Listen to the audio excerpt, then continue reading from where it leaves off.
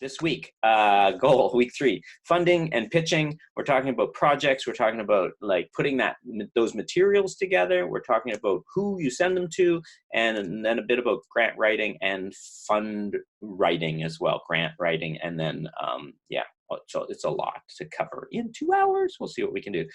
So by the end, hopefully you'll have a project that you can confidently assemble and then send off to try and get some money. Remember, we've already covered, what's producing, how to get started, how to start your business, what creative materials you might need, and what paperwork you might need in terms of intellectual property. We talked quite a bit about that stuff. Again, creating materials required to take to the market. That's what we're hoping to do. Shaping that idea into tangible material, and I use the one sheet as the example for us here. And who helps you do this? Who helps you, not necessarily who helps you create that material, but some of that, and then also where you go for the money. So we're trying to put our producing that we've learned in the last 2 weeks into action now. We will talk a bit about fund writing, grant writing, those materials, your pitch a little bit, and where to go with your ideas. And we'll talk about budget again, the 2 sides of the budget being financial scenario and expenses. Yeah, so hopefully by the end of today and these 3 weeks, you'll know what a one sheet looks like, how to put it together, who to send it to as some examples, and then a little bit on how, if they say ask for more, or there's public funds that you can go after too. We'll talk a bit about that. And we'll skip this because we know everyone already. So this week, finding the money and successful budgeting and applications is quite redundant. Honing your materials, we know all this stuff, your pitch. Okay, so last week, I asked you to do a bit of homework, which was make sure you have like a 1 page that is your business plan. It really helps you get an idea of what you're hoping to do. That's not necessarily something you'll submit, but in some applications you are required to submit that. It's rare, but it is something you need. More importantly for this week, I wanted you to come up with a title for your project, a tagline for your project, a synopsis for your project, short synopsis, 50 words, an image for your project, not easy since you haven't shot yet maybe, but that's something to think about. And I just want to reiterate once again that you as the producer, you may be the creative, you may be the person that thought of the idea, but you as the producer is responsible for coming up with the idea, yeah, to take to market.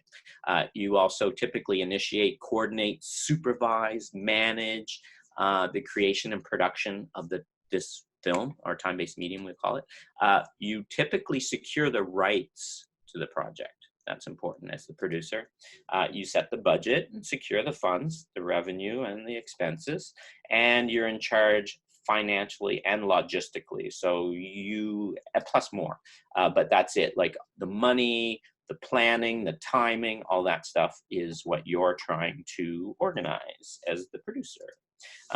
So let's start producing, because now I believe, hopefully, that we all understand our role, what a producer is, what we do, and how we operate, and who we have to communicate with. We now know how to get the project. Okay, you had an idea, you saw it in the newspaper, whatever, you now know how to go out and get it. So that's just what we talked about in the previous weeks. And how to secure it, how to take that intellectual property, even if it's your own, and then do a little bit of what we would call business affairs, writing down some pieces of paper that give you what we talked about is called a chain of title. And to some degree, how to develop this idea, take that idea. We really didn't touch a lot on it, but how to creatively take that idea and decide what you want to make from it. Is it, it's a newspaper article, it's a book that you read, how is it going to be a documentary, a drama, a series, an animation, a short, experimental drama, all of that stuff, right? So lots of opportunities, lots of ways to go, but it's your job to kind of corral that into an idea that is marketable. So then remember, again, we're very narrow talking about the phase of what we're calling development. As a producer, there's many phases that go all the way to marketing and sales years after the film is made, but we're just talking about this point, which is from idea to green light.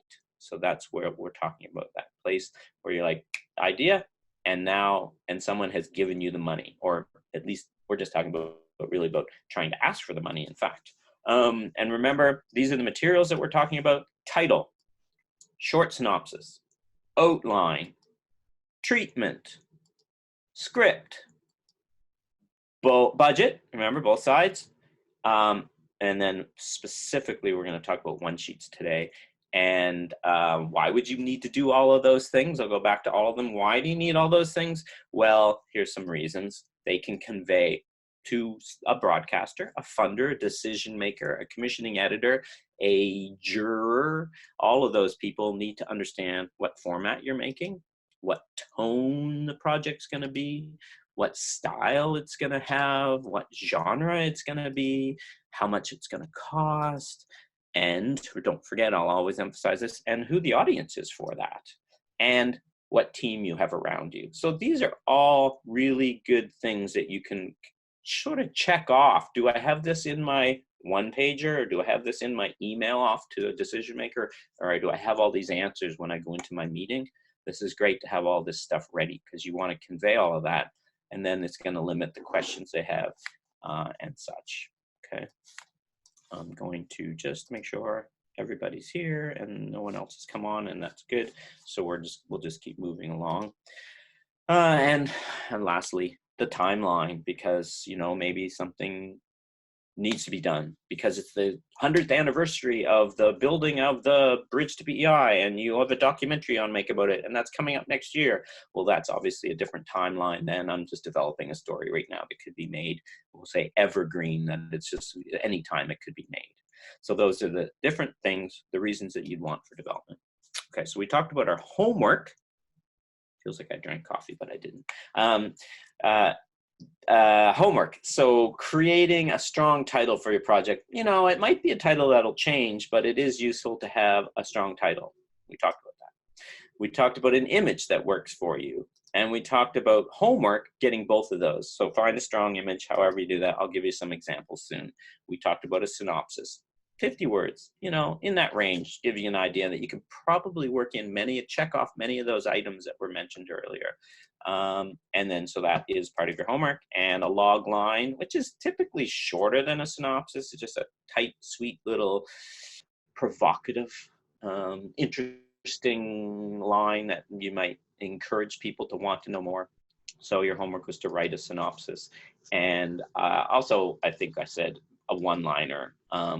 This is even shorter than a synopsis, a tagline, just something really quick and short. Okay, so those are all your homeworks.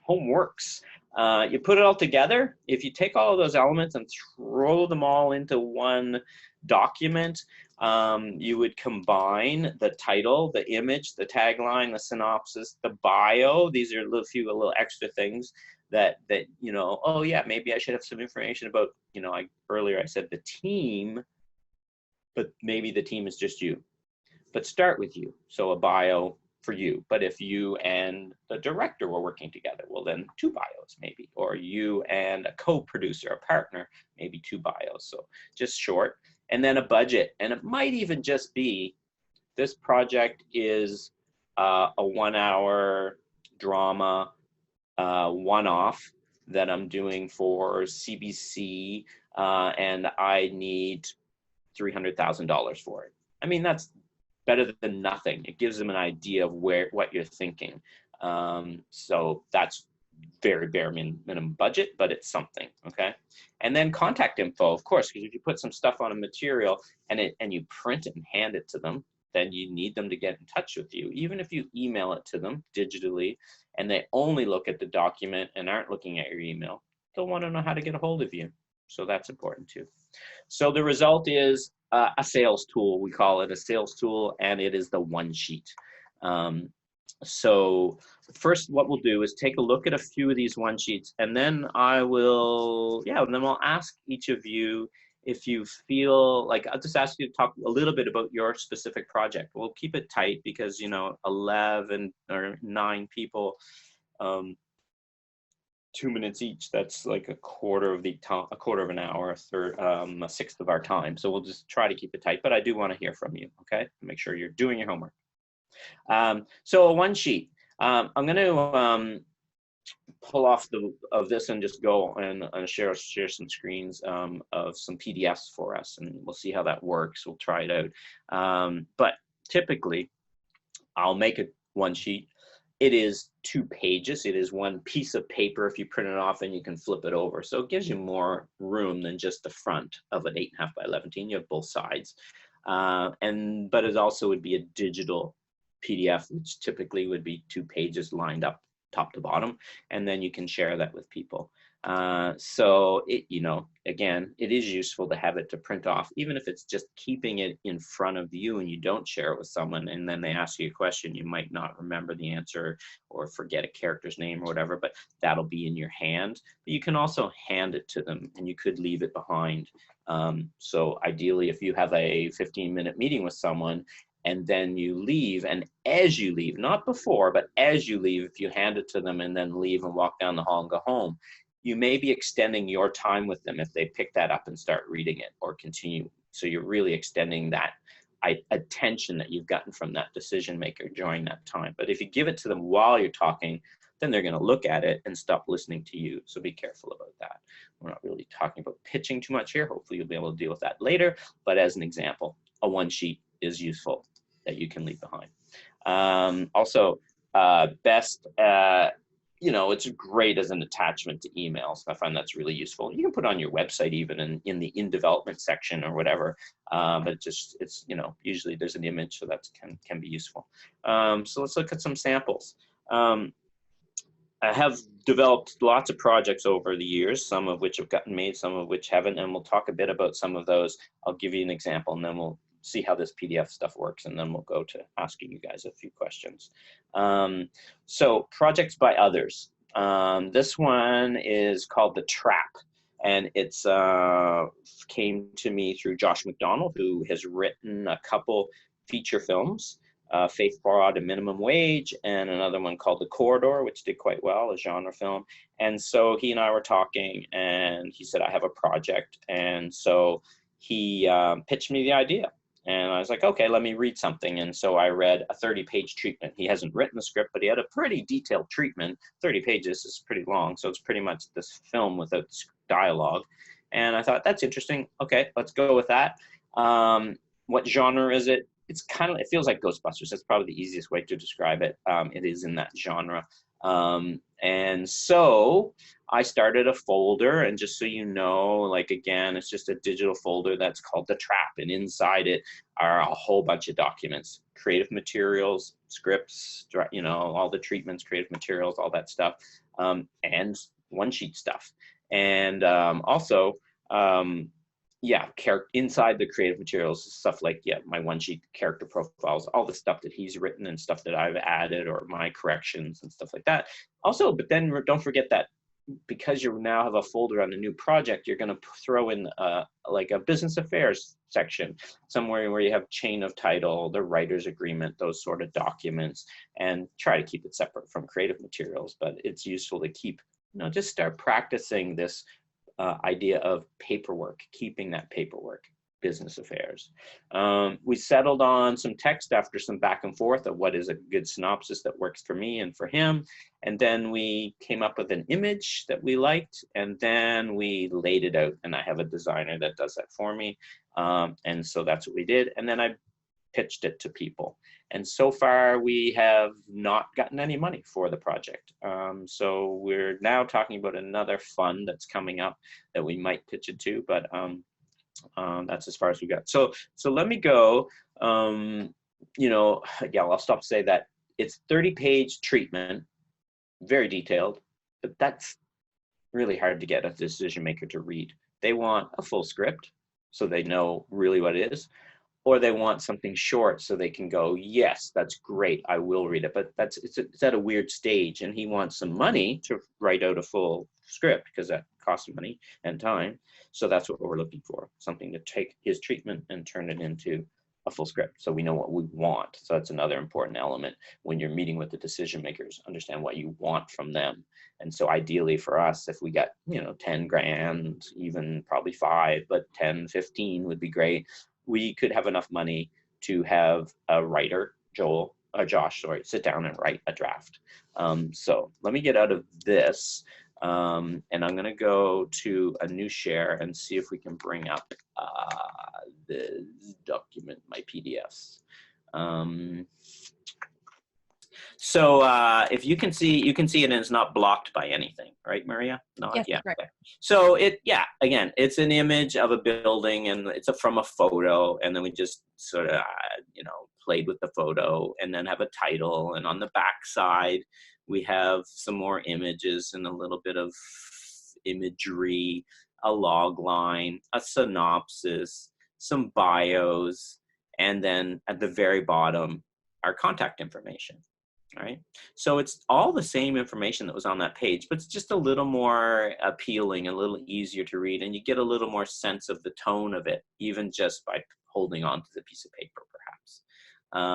So that's it. I mean, that's all we did, but that takes a little bit of time, but that's the work I would like you guys to try to do. It shows creativity. It's an image, and we work in an image-based medium, so the people enjoy this type of sales tool, we'll call it, for what it's worth. Okay, so now let me see, but I won't even have to go back to this, but bread in the bones is another example. And I think you guys are still just looking at the one sheet. Thanks, Maria. I see bread in the bones. Oh, you do see it. It's just smaller, right? So you're looking at my screen right now. Okay, thanks. So I was chatting over beer with a filmmaker, and his name's Daryl Varga, and he was talking about his project, and I was like, oh, that's interesting. And he had been working out for quite a long time. So I said, well, send it to me. He had a rough draft. I went in together. We watched the draft, and I gave him some notes, and we just have been continuing to work on it. And I was like, well, maybe it's ready to pitch soon. So let's develop something. So it's a featured documentary. It's in post-production, and so let's just go to that, and I'll just show you. Again, all we did was take some elements and turn it into one sheet to try to sell it and give it to, and that way I could send it to people and say, hey, do you want to take a look at this? So you guys can see that now. Thanks, Maria. Bread in the bones. Just again, it's kind of, we found an image, stock image, bought it for $30 or something. The poetry, pleasure, and politics of bread. So we came up with a tagline.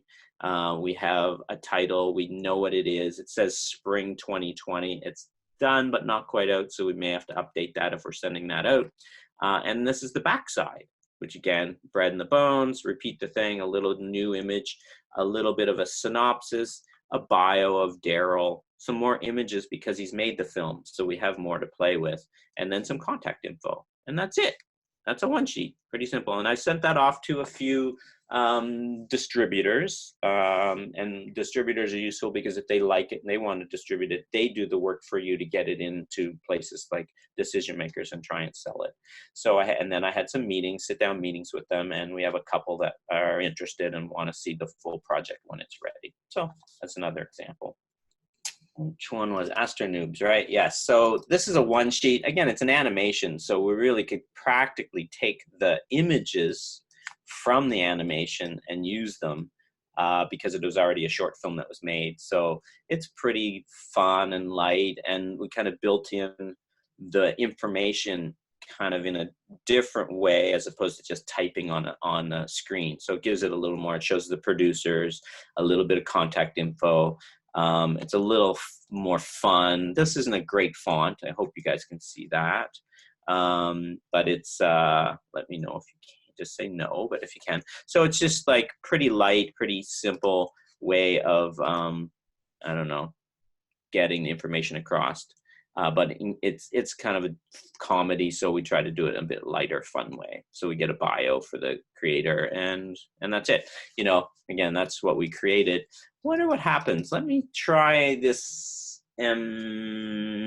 this QuickTime, and you can just maybe watch something. This will be our break, maybe. If we won't have time for another one, we'll see if this will play on QuickTime for us. If it doesn't, we'll just move on. But it's like 30 seconds, I think, which means I'll have to set up to share, and we'll see if it works. It's just nice to test Zoom. Oh, it looks like it's opening. So I'm going to do a new share. I'll go to here, and then I have to.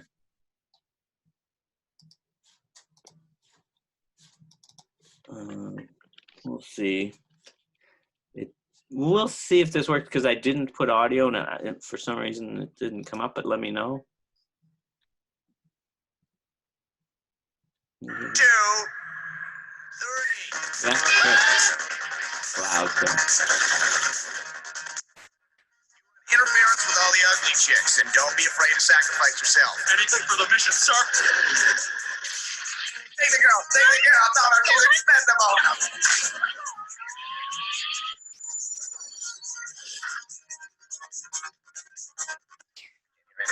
Soundtrack on it. So that's an animated series that hasn't been made yet. So a project for a program, and we're used the CBC Creative Relief Fund that came up pretty recently. You have a couple weeks to put a project together. So I came up with a project called What is Boring? And so it was my wife and I, what project could we do? We came up with this. And then, so I pitched a one line directly to the person that runs the CBC Shorts. And she's like, I love it. And so I was like, okay, I'll put in a submission. Doesn't mean we'll get funded at all, but I was able to get direct feedback to know that it's worth making that extra work to develop the idea. So I got a positive response. It's great when you can reach out to a decision maker and get at least some feedback, and then you know whether it's worth it or not. So we developed the idea.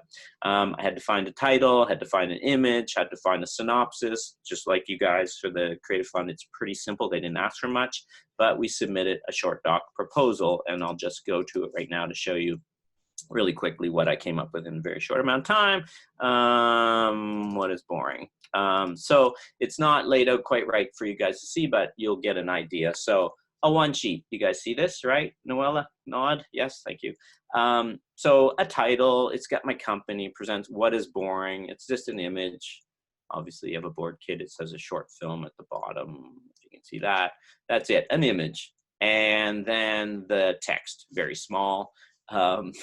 We can blow that up, but I don't think we need to. You get a title, you get a tagline, it's really just a quote, and then some information. Now, of course, it doesn't have bio, it doesn't have address, dates, how much money. Those were asked separately in the application, which many of us know now. So, but we just did a Dropbox, put this on the Dropbox, and so this is the synopsis that they'll get, or they please describe the project in one page or less.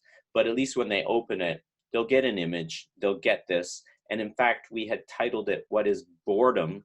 And I thought, what is boring is better double play, because what is boring and also what's boring are two different things. So it gives you it's a little more interesting, not much, but it's better. So we were able to switch out the Dropbox image and they will get it. So even if we made a better synopsis or we made changes to the application, I can change the application because it's a link, right? So you can improve things even after the deadline if they haven't looked at it yet. So just some quick little tips there, but that's just what we did on that project. And so let me go back and we'll get through a couple more of these and then we'll move on away from this. But I'll just show you a few more one sheets maybe. So at one point I came up with my own idea for a project, sharks and surfing. I like surfing.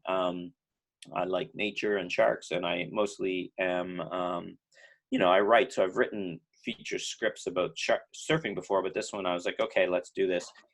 It's a suspense horror. I found the genre. I wrote a treatment. I did the 10-page treatment because it was a requirement for Finn for their writing program, which was called Scripts Out Loud at the time. I got into the program, so I wrote a script, and then I developed that script and went through Telefilm to develop it. And then I found some other partners to work with on the project, and then we developed that even more.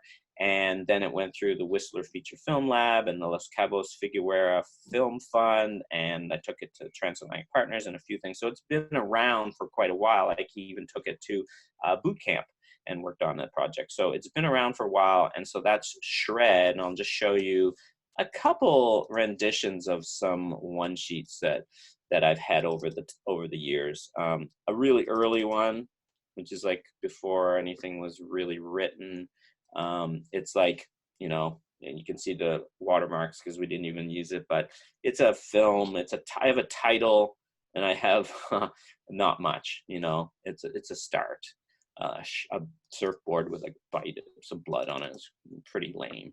Another version, also pretty weak, not very interesting. We didn't even use it. So these are just some mock-ups. And then I got something a little, I was in Hawaii and I took some photos of a surfboard and put ketchup on it and put it in the water like a broken surfboard. I was, you know, just trying different things, but I didn't use those. So this is kind of, we're like, okay, this is something. It's pretty early on. And so you have the title. It is more of a sales sheet. And on the back, once it loads properly, you can see like a bad tagline, an old tagline, a bio. It was a found footage film at the time, so we used a camera, you know, we put a little shark fin in it, you know, and it's got the contact information, and a synopsis and a bio and then an image on the front. Not great. It's obviously a couple images amalgamated. Again, not great. I will close those. And then I came up with, there's a couple, you know, again, this has been 5-6 years. So here's another one where we had a designer do some animation, sort of draw some stuff. This is a little better. Tagline got a little better, but made it sort of more like a poster for a film. So you get the tone, you get the genre, that kind of stuff. And this is what we're kind of working with now, which is a one sheet, again, a digital way to display it, not up and down, but beside each other. This is pretty wordy. We had this at Cannes, I think, or Berlin, to just try to attract people. So again, it's still feels a little exploitative to me. I did a new one where I cut the butt off so you wouldn't see as much of that, and it feels a little less, you know, misogynist, I guess. Now it feels a little better, but it's still similar to this, which is a design that we're using, which sort of tells the story a little bit, because you get the surfboard and the shark. Anyway, and then you get some bios, and they even, my co-producers put their images in because it was at a market. So just some examples of one sheets. Again, it's not laid out that interesting, but the image, we actually printed a business card with this on it, and it is a very effective business card. When I meet with genre distributors, I just hand them the card. Even if I don't even bring this project, they look at it and they're like, oh, can we talk about that one? And so I end up having chats with people just based on that image, which obviously isn't in the phone because we haven't even shot a teaser yet or anything. So there we go. Maybe there's some more. I'll give you one more, which is current, and then we'll move on because we're almost at the top of the hour. I've got two. Leon Stars. So strategic partners, just as an example, this is an older project. It's done, it's made, but it was an idea that a friend of mine at the time, he was at an art show and saw some photos and went, wow, those are amazing photos. So then he's like, what, that could be a cool documentary. So then Alan tells me about it, and then I'm like, oh, that is a cool idea. So let's make a film about it. Well, whose photos are they? They're Fiona's. So we contacted her. She's a New York photographer, and she did this for Sports Illustrated, the photos, but she used them in an exhibit. And then we got her on board as a producer, and then we eventually raised some funds and stuff, and then we got Nardi, I can't even remember her first name now. Natty, sorry, I apologize, on board, and she's a good editor, so she could put stuff together. She's also from the country that the subject was from, and we developed that together. And then I got an executive producer on board who had worked at CBC and had helped commission work for me in the past, but then he was an independent producer. So then we got a team, strategic partnerships, getting other people together with you to help you make something. And it was eventually turned into a 1-hour social issues documentary. I'll just show you quickly, because it is, again, fairly developed. Don't get depressed. There's a lot to it. That one sheet, it is called Leon Stars. And I just want to show you as an example. So the one sheet, and I showed you this last week, it's just an image, but again, a good image because we took a photo that we had and used it. And we had a tagline, we have a synopsis, you know, and then again, I want to show you the synopsis. We had images because we had gone there to shoot because we raised money through Kickstarter. And then we have a team, all the different people involved, a format even. And then notice down at the bottom, you have like the little TIFF logo and the little Kickstarter logo.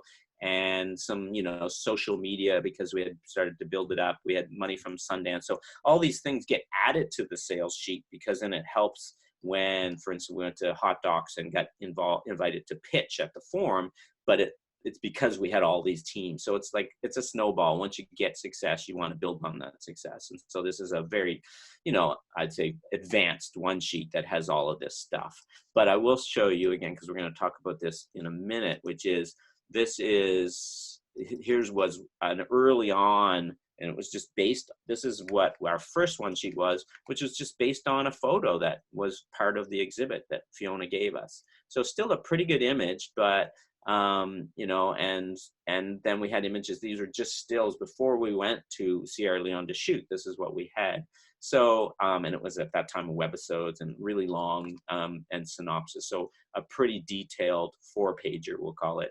And then we had to cut that all down. Sorry to be so quick with that. But I do want to say that the one useful thing is all these materials can be used for applications. Even that CVC Relief Fund, I wanted to make sure there was an image in our applications that we submitted, so we did. And here, this is an application to Tribeca for a fund that they have. And it's quite extensive. This is a table of contents of 33 pages of an application. But so it's again, don't be overwhelmed. This is a pretty extensive application that came after probably 20 applications to other funds, but it has filled in documents. So we made a PDF of this entire thing, but we're reusing the elements that we used in our one sheet that we created and then expanded. And then we have a detailed treatment, and we have tons of photos that we're using throughout just to keep it interesting. And then we have it just goes on and lots of different things. And then our bios, we're putting our images in for our bios, and and that's helping too. So we're adding attachments to other people that are part of the project. We go back to the history of the project, and then we have all the different things. So that's halfway through the application, right? I'm just zipping through it, but that's pretty detailed and important support letters at the end. How we're the marketing plan, all of that stuff. That's a pretty detailed application that I don't expect you to have ready, but if you apply long enough, it gets there. So I just want to let you see that one. And then lastly, I'm going to touch on another project called the Arctic Passage, which is new for me. It's only 1 year from the idea. Right now, it's 1 year and 1 month old. So at the time, I don't need that right now. Sorry, I'm all over the place on this. This is going to look hilarious on YouTube. Yeah, so an idea from 2 people. Galen, okay, first of all, it's a blue chip, which means kind of expensive. Hybrid, which means a melange of 2 different types of filming. In this case, it's documentary and drama.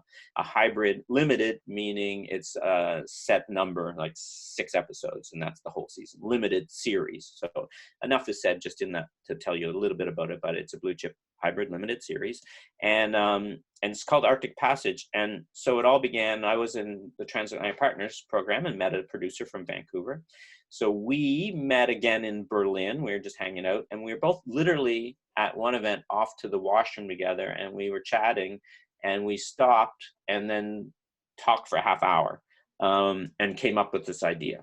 And then we both went home and then continued to develop that idea with him in Vancouver with a partner and me here, and pitching it back and forth, and then came up with these elements that we've been talking about here.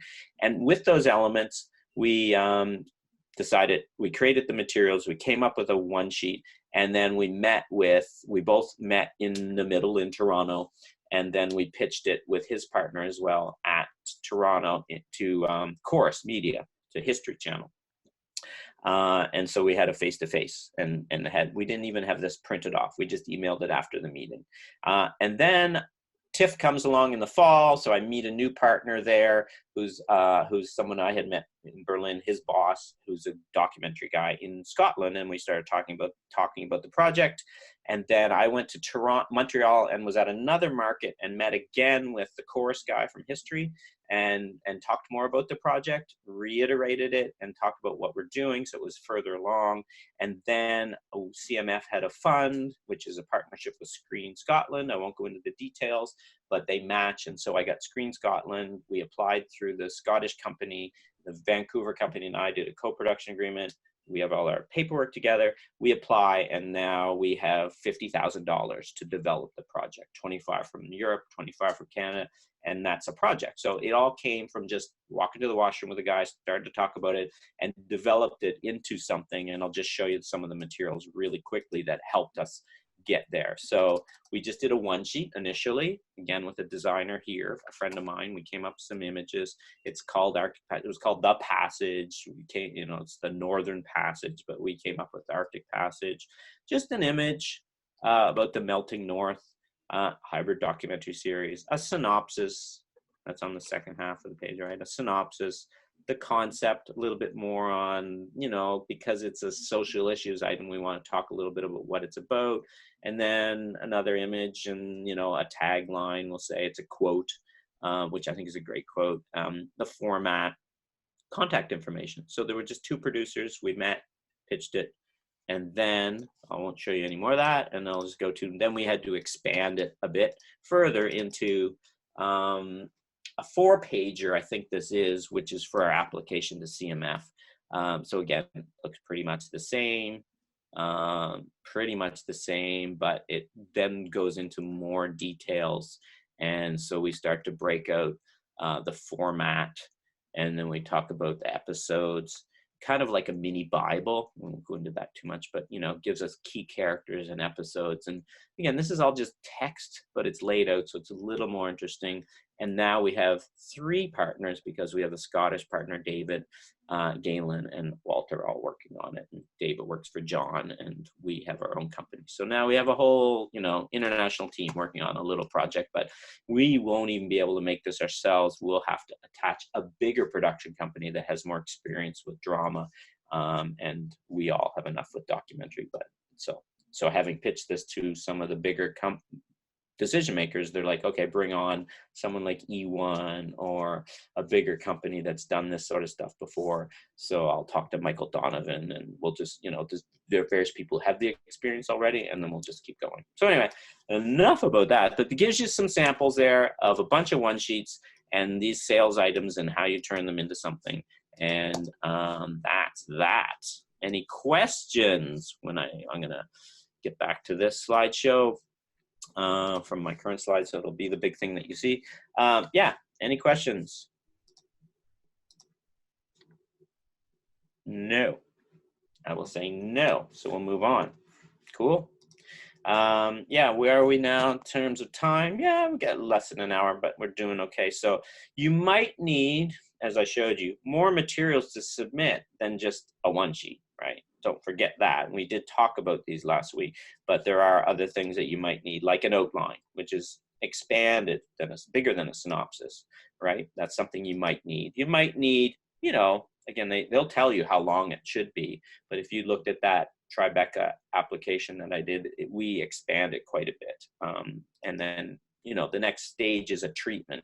Certainly for both doc and drama, you want a treatment which really goes into detail of the plot, like from the beginning to the end, what happens. Obviously, that can be quite long. The one I talked about from The Trap, when Josh gave it to me, it was 30 pages long. That's a long treatment, but it can get that long. 20 to me is plenty, because you need people to read it as well. So that's really, the plot.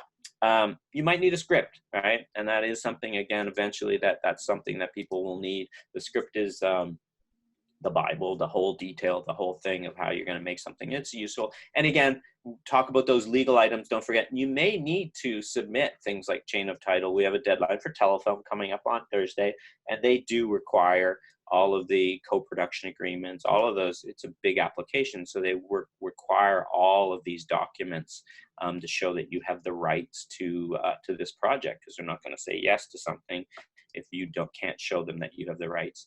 things like the option agreement, that you have a certain period of time to turn this idea that you've optioned into a project, and they require that you have, you know, and 2 years or whatever, 24 months or whatever, they'll have the rules, 18 months of time to do that. The writer's agreement, you know, who's writing it, and that you own that rights to exploit that, you know, it's the writer for hire. And maybe the director's agreement, you may need to make sure that that's on. Don't forget the audience. Remember, guys, that this is something that we always have to keep remembering, that who this is for, who's your target audience, you know, keep those demographics clean and tight and understandable and conveyable, because that's something that people want to hear. If they are a broadcaster or a SVOD and that is their demographic, you're going for the same demographics as them, great. You'll notice, if you guys noticed, that in CBC's Creative Relief Fund, they mentioned the power of co-viewing and the importance of that for CBC. We, you know, most of us would know this already if we've been working with them, but co-viewing is that family experience, the idea of giving them a show. If you could pitch them a show that their parents and the kids can sit down and both watch together, that is powerful for them. So you want to go to them with a co-viewing idea. So my story, I tried to wrap that around that demographic for them so that it would be checking boxes. Right? If you were taking a project to Bell Media and you were looking for, you know, you had a sci-fi show for their Spy Channel, that would be perfect. And then you would talk about the demographic that it's for, as an example. So just be aware of your demographic matching up with who you're applying to or what money you're trying to get from. I've seen a lot of people talk to me about arts councils, and then they're trying to apply with a very generic, kind of straight up, nothing wrong with it, but a straight up project, a documentary or drama that's not really fulfilling the mandate of the Arts Council, which might be more artistically leaning. So they're not going to have success when they're competing. So you have to think about the audience always, and the audience might be the jurors. Yeah, and I like to break it out, not just say one target audience, but 2 or 3, so you can kind of, it gives you a more of a focus for yourself and makes them understand that you're trying to figure it out. Okay, budgets. We're going to talk budgets for a bit. So good times. I'm sure you guys are really looking forward to this.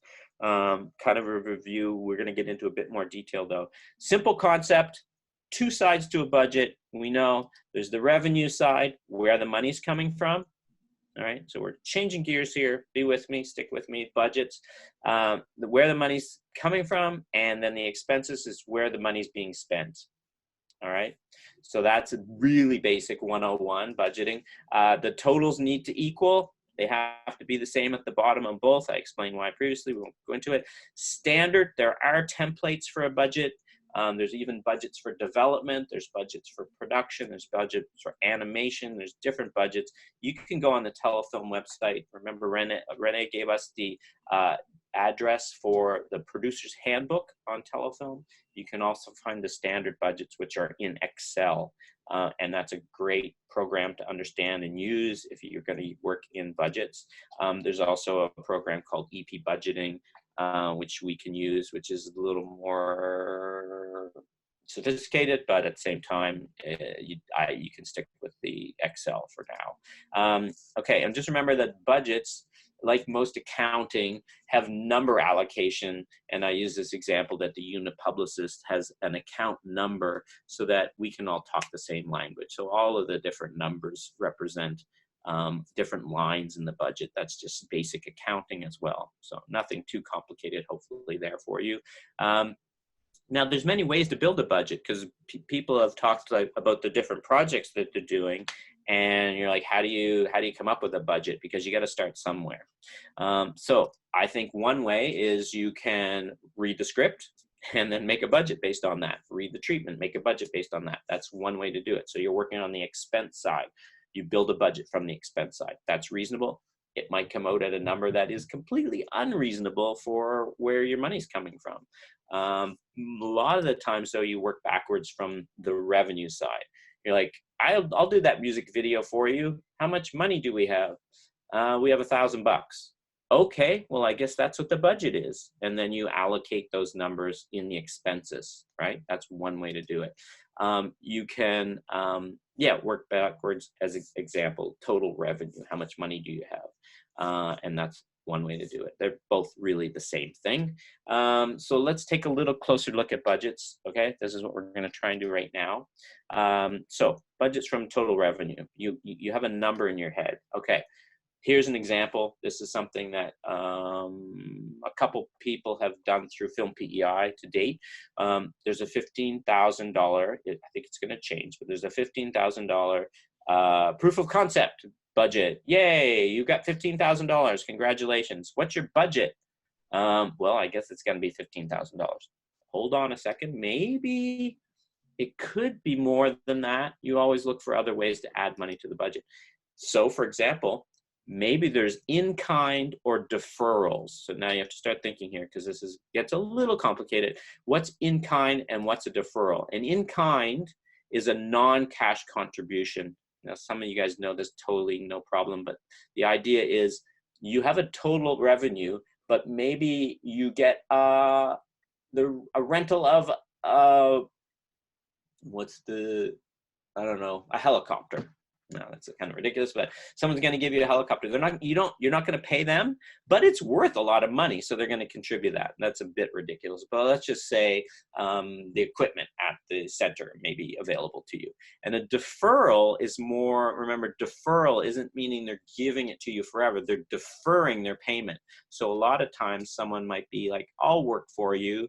I normally get paid $400 a day, but I'll work for you for $150 a day, and we're doing this for 2 days.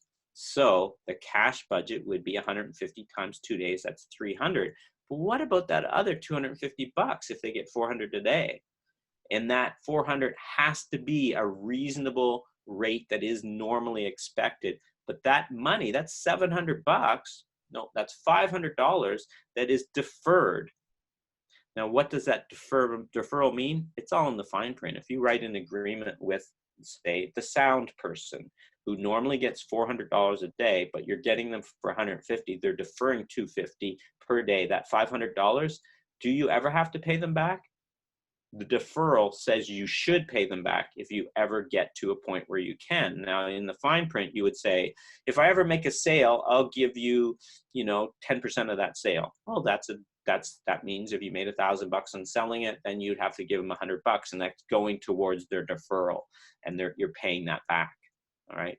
A lot of the times, crew forget about deferrals, and that's fine, but it doesn't have to be. It's all in the fine print. Remember that. Those are the two things to remember. Equipment rentals. Maybe they're included in, for example, this $15,000 cash award. Maybe they'll also give you some equipment, and that's not going to charge you that. Well, that's a non-cash contribution. That's awesome. You can add that to the budget. And what if you talk to a bunch of crew and their normal rates are higher than what they're going to get paid? Then you can maybe add, say, $2,000 to your budget. So suddenly you have an $18,000 budget, not a $15,000 budget. Is that making sense to anyone? You can type no, and I will explain more, but otherwise I will continue. So that is the revenue side. You've now come up with a budget. So your financial scenario is now $18,000. That's what you have on one side. Now you have to go spend it. So you've got cash and in kind. You're going to have two columns now because you want to track that. So we can say in kind / deferral, but it's all. You've got $15,000 from Film PEI. Yay. But you also have they're going to give you $1,000 worth of gear to use over those days. That's awesome. And some of the crew have said, yes, we will defer some of our fees, and that's $2,000. So now you have a total of $18,000. That's pretty sweet. It sounds a little better. And ideally, this works when we talked about it before. As a producer, you're capped on the amount of money you can make. So right now, if the rule was producers only get 20%, how much money could you make from shooting this? If it was 15,000, you could make 3,000 and put that as your fee on the expense side. But what if it's 18? Then suddenly you can put a little more in as your producer fee. Now, maybe you don't want to do that. In this example I'm using, we on the revenue side, so now that's the revenue. Now we're going to go spend that money. We have to do the budget, the expense side, and you're going to spend 18,000. No more, no less. All right, so you've got the A line, which is above the line. You've got the writer as an example, a little bit of money, the producer as an example, and then the director as an example. So maybe the director is not going to charge anything because he wants all the money to go on the screen because he wants the best project possible. He, she, or they want the best project possible that's going to be up there and going to help them get more money. The producer, as we saw, could charge over 3,000, but then maybe they're like, okay, we want to make sure some goes on screen. So what's reasonable? $2,000, maybe that's a reasonable amount, whatever. You just work it out, $100 for a writer, whatever. These are just fictitious, but they're numbers and they're worth more than that. So you can add in kind, obviously, and start building that up, just as an example. Under B, which is production, A is above the line, B is all your production money. We'll say we're going to spend $6,000 on crew, and a couple of them are deferring some money, so we've got 1,000. Equipment we got to rent, so we say that's going to be 3,000. It's 4,000 total. But remember, you have to. This is key for everybody. You have to make sure that anything you put on the revenue side in kind is reflected in here.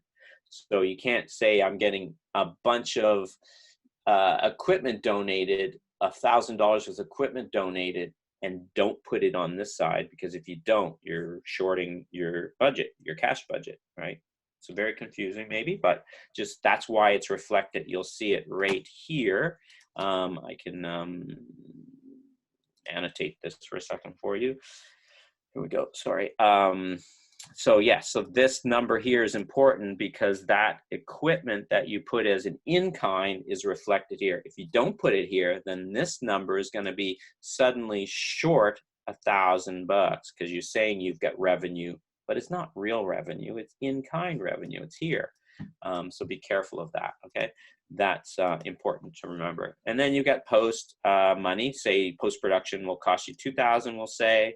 And then we've got another line, which is D, which is all that crap that doesn't go on the screen, which is insurance and actor fees and all this and that, all the banking, all these things. There's a number there. So then in the total, don't forget contingency. We talked about that last week. You have to have a contingency, which is money you didn't expect to spend, but you may have to in the end. If you don't, that's great, but then you've got to use it. But anyway, so then we have a grand total. We have a total of cash, which equals the revenue side. We have a total of in-kind, which equals the revenue side. We have a grand total that equals 18,000. Now you have a full budget. I mean, we haven't broken down the crew and the equipment and post and all that stuff, but this is a very general look at what $15,000 could look like. You turn it into 18 and then you show it with the use of in-kind and deferrals. Make sense? Let's move on. So I have an example of a telefilm template from Bill's Landscaping and Exorcism Services, a feature comedy horror film that we applied for a whole bunch of places, and the most recent one was Talent to Watch, which we didn't get through, but we'll go back to that. I'm going to just show you briefly. Hopefully this will show because we're still on a full screen. What we did with that. Bill's Landscaping and Exorcism Services. Landscaping and Exorcism at a fair price. That's not, I'll skip it, I don't need that. Give me a second, I have to find it. Okay. Thanks everybody. Time to do your stretch. We've got a little bit of time left. Bills, here we go. So I'm gonna open this budget and I'm gonna open this proposal because I'll give you an idea again. Here's a proposal that we put in to Telefilm for Talent to Watch. How many pages is it? It's a lot of pages. I can't quite see because of all the things open here, but so, you know, we have a logo. We have a little tagline, good service at a fair price. We have a table of contents. Again, it's 25 pages or so. We have some, you know, a little bit of playing, a little bit of fun with some graphics. Again, we haven't shot the film, so we don't have anything, but we're playing with the idea of it's an exorcism film, a jokey comedy thing. So, you know, it's got all the requirements that they ask for in the application, but we laid it out hopefully in a little bit more interesting way. So, you know, we have some actors, we've got support letters from the actors saying, yes, we'd like to be in it. We've got, so we got emailed them and said, can you give us support? So we have a bunch of people that we'd like to be in who have been in our other stuff before.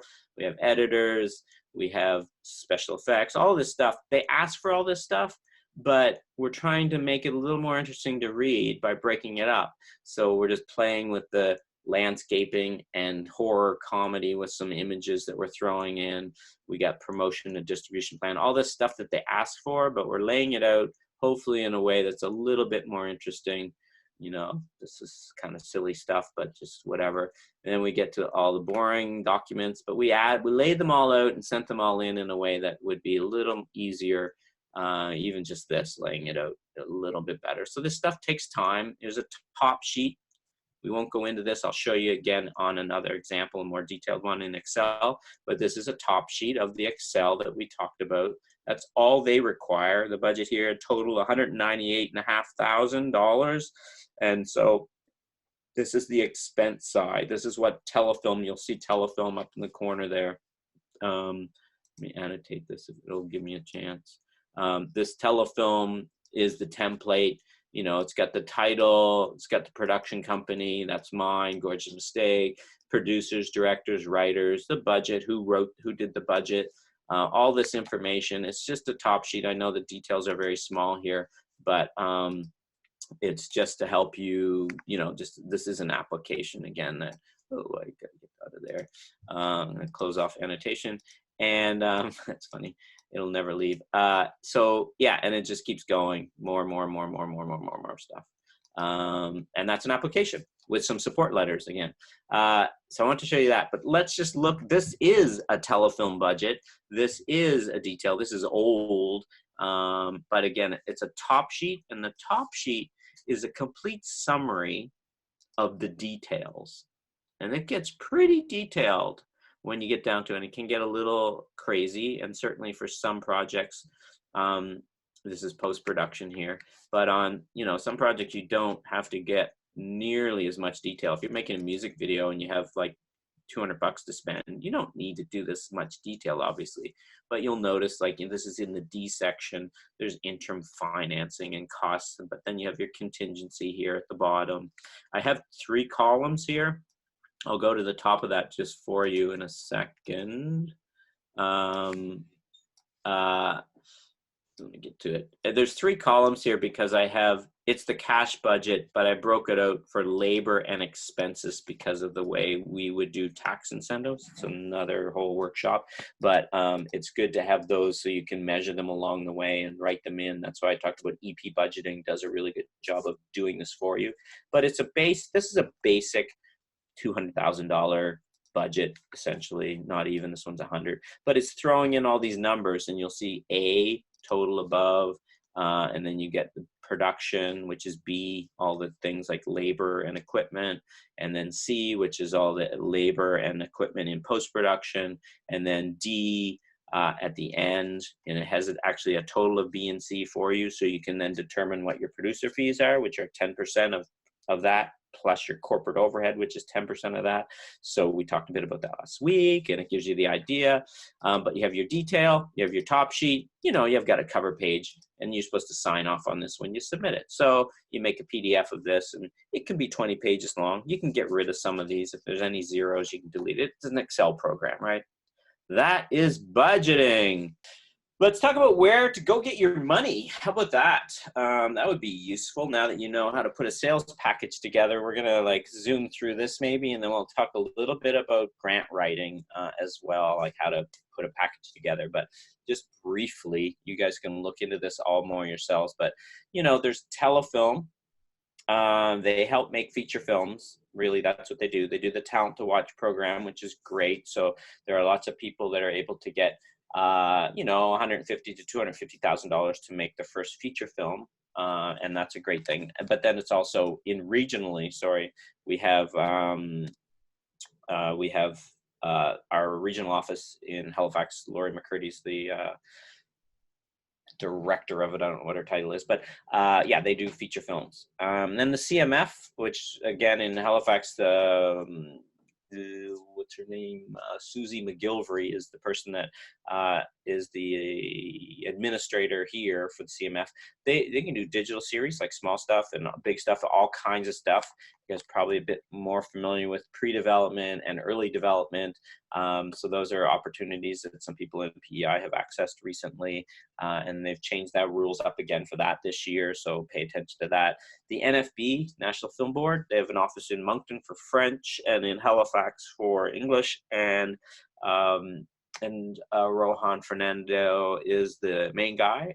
Annette Clark is in Newfoundland, and that's a great place to go for documentary on digital projects, animation projects. They do all kinds of stuff. They have a program called FAPS, Filmmakers Assistance Program, and that's like up to $5,000 in services that would be great for a filmmaker starting out, a producer that's just beginning. So check out the NFB as well. Those are our, all of those are under the Canadian Heritage funding model. And I would encourage you to look into all of those on their websites. Of course, under Canadian Heritage, there's also Canada Council. So that's an arts council, and they just got a bunch of COVID money as well. So there's this new program, and I think it's up to $5,000, and they're going to announce more of that at the end of this month on how to access it. But there'll be a fair bit of money there, and ongoing, there's a lot of opportunities under the Canada Council. They redid all of their funding model recently, so I would look at them. And then there's PEI, if you're in Prince Edward Island, I think it's called the Arts Council, but there's a bit of money there as well. And feel free to add to this what else or could be available. Yeah. What else is there? Where else could you go? Film festivals do a pretty good job of having funds available and services and training. So I mentioned a few of these. Hot Docs is a good example. There's the Rogers Fund to help finish or make your documentaries. There's TIFF. We talked a little bit about that. I think in week one, there's money available. Like you could pitch, as that project I showed that Alan and Gaddy, I was saying Natty, I don't know why, Alan and Gaddy finished, but we did pitch that, and they won 10 grand. So TIFF has some money there, and so does Finn. They have a writing program and a couple other things, and some training, and Sundance and Tribeca and all kinds of places have money. So don't forget about festivals, because they do, they're really there to help filmmakers create work so they can show that work and celebrate that work. If you're making film as opposed to TV, Harold Greenberg Fund, HDF Harold Greenberg Fund does short to feature program, which I think Jason and Adam turned that Harold Greenberg short to feature money into a feature that was shot at PEI last year, as you know, hopefully know. And then there's script development. They also do that, and I just completed a round of that with them, which is money to help get your project further along in development phase that we're talking about here. The NSI, I think, do they still have the Drama Prize? That's a great little program to get a good short made, a short made. Totally Television, if you're into TV, that's another opportunity. It's under film, but they do have a program as well, which is great, which I've participated in the past as well. And then the Canadian Film Center has some programs as well. You could check into those. Festivals. This is wrong. I shouldn't say festivals, but under festivals, Rogers exists. But other funding available to you. Certainly, if you get into the TV world, a lot of the broadcasters will or have to contribute some of their revenues to help Canadian work get made. Rogers has some funds. Bell has some funds. The Bell Fund within that has funds available. Independent Production Fund, which is under the Bell Fund in a way, is great for digital series. And that's how Jeremy was able to make Going Down the Road, is that what it's called? And correct me if I'm wrong. And also, we did Everyone's Famous through the IPF, and they just announced this year their short list of films. So that's a great program. Kojco I've never accessed. TELUS I've applied and never accessed, but there's a great TELUS application I'm trying to get done for anything that's healthy and like good for humans, like exercise or healthy stuff. There's a whole, I'm describing it very poorly right now, but look into the TELUS fund, because if you have a project that checks those boxes, that, you know, gets people up and out and healthy and all of that stuff, they have a fund for that. I'll move on before I destroy that one anymore. You know, the CBC, we talked about the Creative Relief Fund. That doesn't mean you can't keep pitching them. It had Innovation Stream, which was the development thing for playwrights and for different projects. And then they had even podcast, which we put in an application for. But then the short docs was for production. But don't forget, just because that's over doesn't mean you can't go to the people at short docs or the people at the different strands that in CBC and say, I have a project. Are you interested? You know. Can I interject? Yes, please. For that particular one, Stuart Young, who's our who's the CBC rep in Atlantic provinces, has asked anybody in the Atlantic provinces who, especially PEI, who has put a project in to the relief fund to actually send it to him as well. He wants to see them. He's asked the head office to send him the projects as well, but right. He's really interested in helping develop the projects too. Right. Very good. Yes. So I'll skip Bell for a second and go right to CBC Atlantic. So that is Stuart. And I had a meeting with Stuart yesterday, and that makes sense because he's looking for stuff. He has two strands really, which is land and sea, which you guys know a little bit about. That's an opportunity for, they hire independent producers or independent filmmakers to do episodes for that show.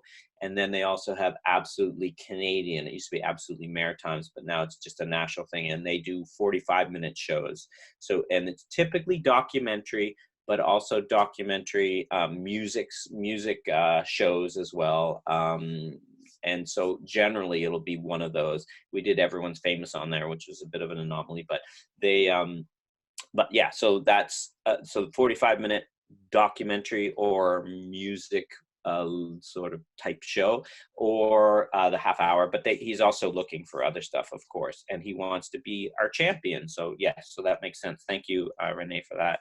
And then Bell 5, which you guys may know about because they've been reaching out and saying that they're the non-profit part of Bell, and they are looking for really a 1 hour of content, but maybe six episodes, that type of thing, 6-7 episodes that make up a 1 hour of content, which is like, 45 to an hour, and in a budget range of 30 grand or something like that. So if you have a project that's interesting and they want the location to be kind of a character, so that's generally the idea. You can talk to them more about that. We won't go into too much detail here. Again, there's Chorus, Bell, and the rest of CBC. There's CBC National. So in fact, yesterday, a producer that I'm working with sent a pitch to Stuart, and then she said, do I still send it to the National? I was like, yes, you do. So there's other people like the Doc Channel and POV Doc, which is Charlotte Engel. The Doc Channel is Jordana Ross. So there's people at CBC that you want to still reach out to. You can go on their website. It shows you how to submit. Same with Bell. Same with Chorus. Chorus would be History, and there's others, obviously, other channels under these. So you want to just go on their sites, look around, and then figure out how to submit. And you can submit directly from the seat where you're sitting right now and make that happen. Okay. PEI Arts Grants, right? So yes, yes, go on. Can I just ask about that Absolutely Canadian fund? Yes. What kind of money, what cash does CBC put on the table for that project? I will tell you that it's no, I haven't seen more than 15,000. Yeah. So 10 to 15 for 1 hour, which is pretty small, obviously. Yeah. But if you're able to make the show, for instance, I saw on last year's, you can go on and see what shows they did last year, and Song to the Sorrow was one of the 45-minute shows they put on. So obviously, Milla was able to, and the NFB were able to repackage that into a 45 and then get an extra 15 grand. Right. And for me, I have this show that they want, which is hopefully they'll take, which is the Elizabeth Bishop documentary that we've been working on. And there's an audience here for that. So Stuart said, yeah, we could do that. So once the film is done, we will still have to repackage it for them, which will cost some money, but then it's an extra 15 grand in the budget. So yeah. Was that already on AMI? Is that the blind woman who just disappeared under strange circumstances? Oh, No, it hasn't. We haven't made it yet. I have the one sheet here if I can show you guys if you want, but it was in that pile that I didn't get to. But it's Elizabeth Bishop is a Pulitzer Prize winning poet who lived at one point in Nova Scotia. So there's Elizabeth Bishop house here and a following for her, but she's an American. She taught at Harvard. Anyway, so that's, usually you're kind of repurposing for that money because it's so small, but there's lots of projects there that were made there's even some that have been made with national money and regional money, and they just get it on that too. So I would look at I was surprised at some of them. I went through them the other day, all of the projects that were on Canadian, what did I call it? Absolutely Canadian. Yeah. So there's a strand. Yeah. Okay, thanks. You're welcome. Okay, and then distributors. I just threw a few down here, but in Canada, again, if you're going to telefilm or if you're trying to get money, you might need a distributor to help you with your feature film, but it's also, they do distribute other work. There's lots of distributors that do TV and everything, but some examples, E1, that's a big one, Elevation, Raven Banner for genre, but they also have another component which isn't for genre, Pacific Northwest. Game Theory is a smaller upstart in Toronto that I'm talking to. So these are just some examples of distributors. What do distributors do?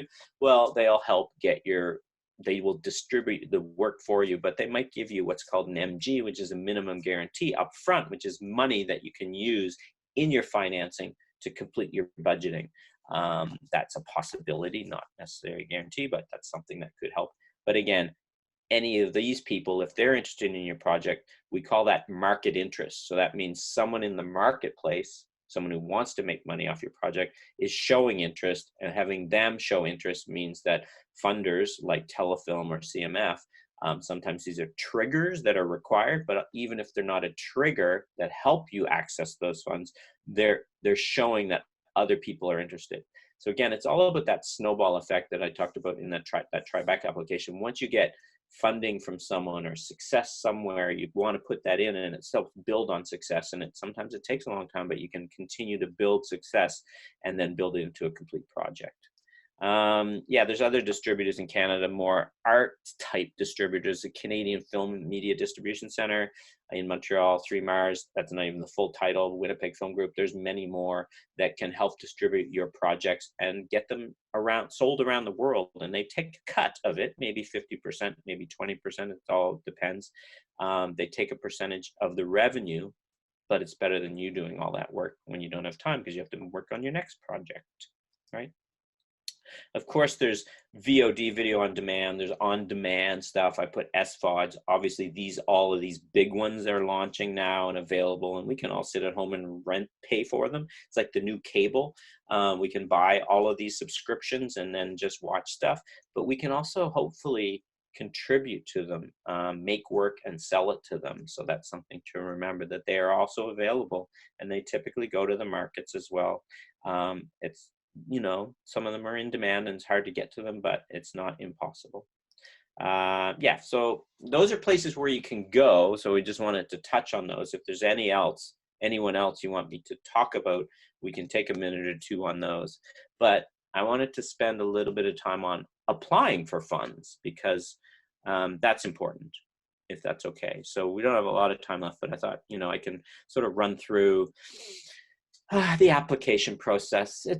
I teach a grant writing workshop and it takes a few hours to do that, but we'll just sort of skim through it, right? And so remember, if you don't apply, you can't get the money. You can't win the lotto if you don't buy a ticket. I don't like that analogy, but it is appropriate. So a lot of the applications that are out there, the successful applicants are the ones that keep trying. Each application is different. You know, but each time you do one, it teaches you to be better at doing it. So I always consider it, if you consider it a learning process, even if you get rejected from it, you still moved your career along. Each one can teach you something. And sometimes, like the other day, Heritage Money came back and said, you can't use contingency. I told you this the other day. And I was like, this is the first time in, I think, ever that I didn't get all the money because they said they couldn't give contingency money. Who knows? What do you know? So you learn all the time. And they make you better at doing this job. And part of producing is being able to write successful applications. Each one builds on the previous. So when I showed you that Tribeca All Access, that was based on so many applications before it, and it just builds and builds. And so you can end up with a 30-page application that looks and reads fairly well because you've done the work. But sitting down and doing all that the first time would be so many hours, right? And it does get easier the more you do this. And you can even do some cutting and pasting, which is great once you get that, you know, I love my synopsis, I'll just keep using it. So that's very helpful as well. Understanding the application process is important. So that's why I said anytime you can be a jury member, be one, because then you get on the other side.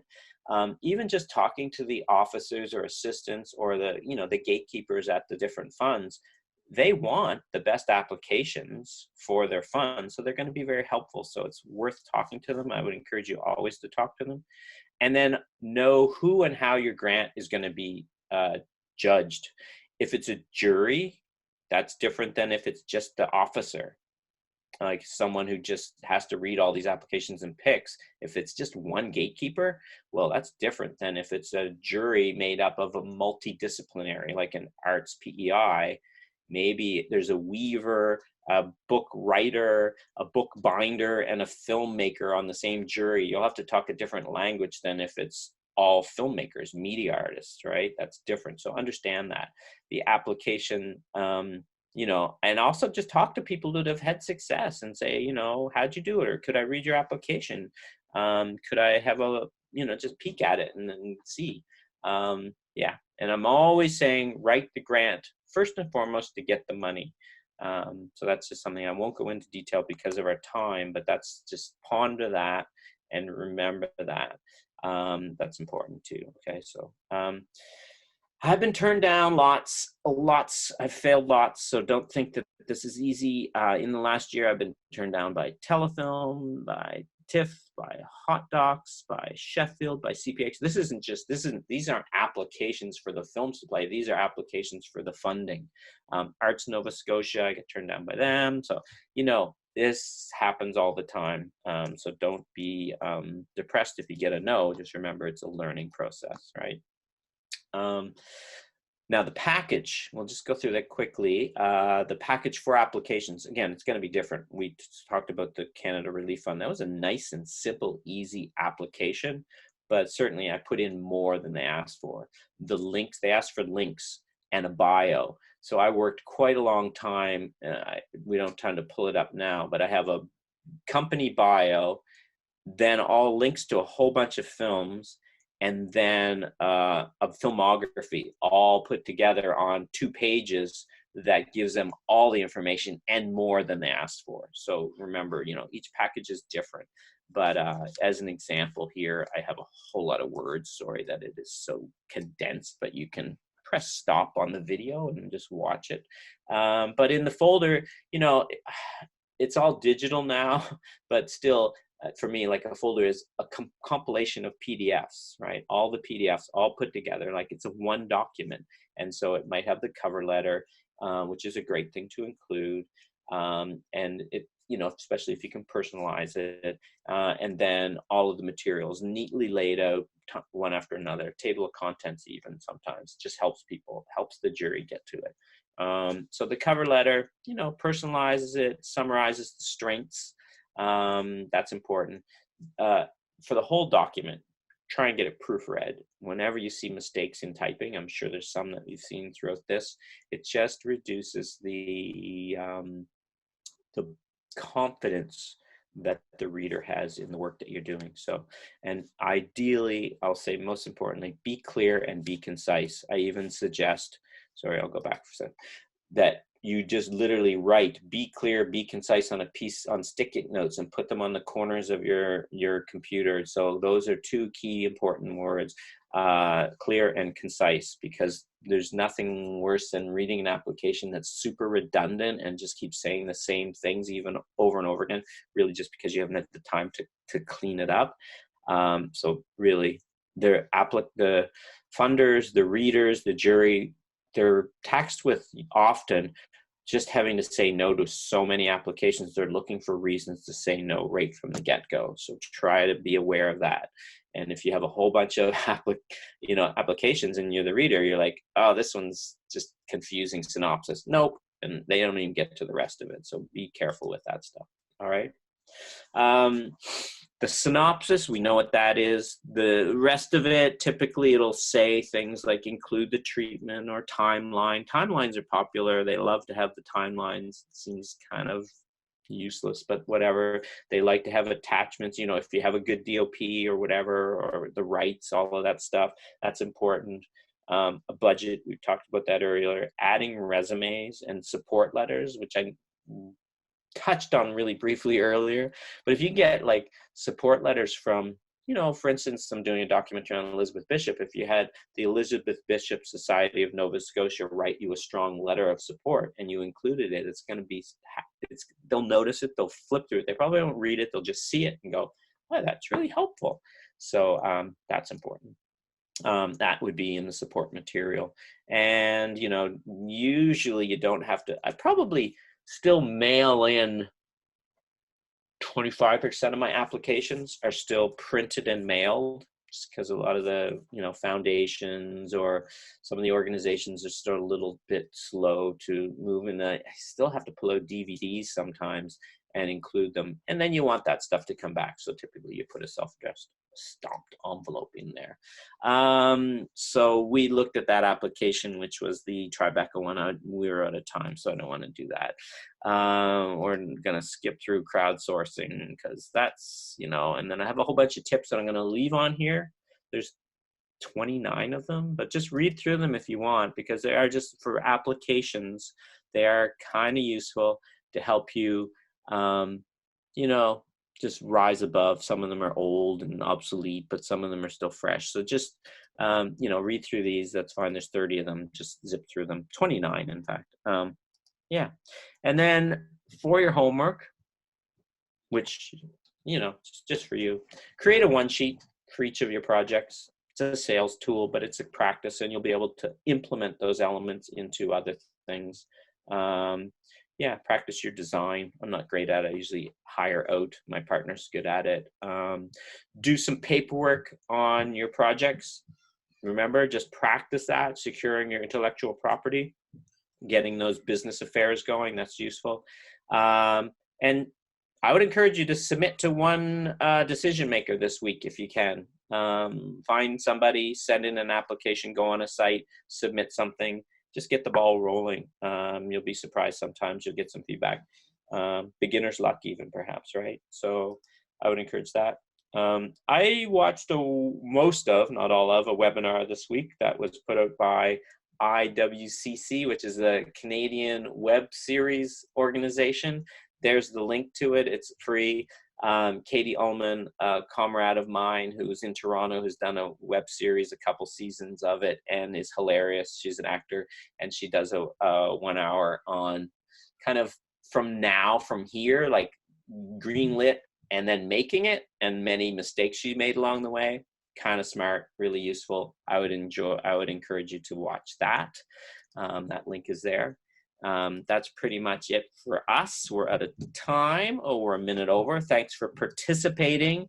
Email me if you want these slides. The recording was done as well, hopefully, from Renee. I think we missed sort of the second half of the first week, but we got everything else.